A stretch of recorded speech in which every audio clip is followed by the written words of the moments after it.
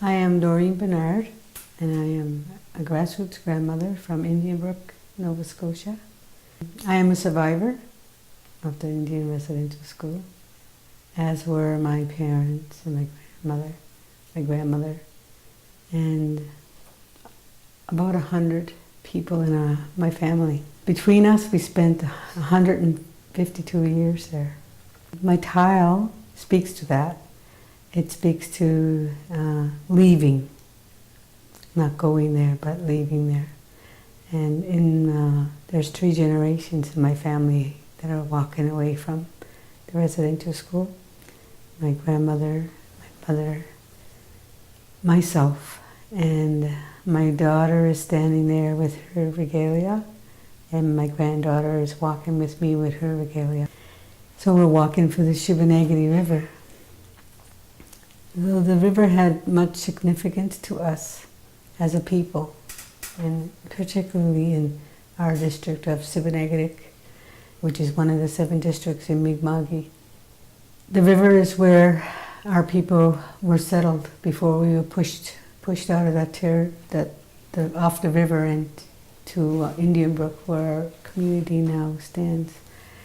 And it is the place where this Peace and Friendship Treaty was signed in 1752.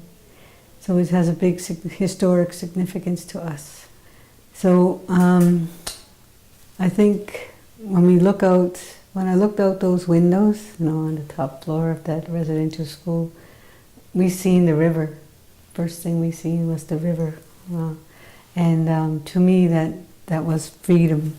Where did that lead, and would it take us away from here? That white tree that you see in my tile is the only thing that stands as a monument to the survivors of residential school. The hundreds of people who went to the residential school, there is no monument.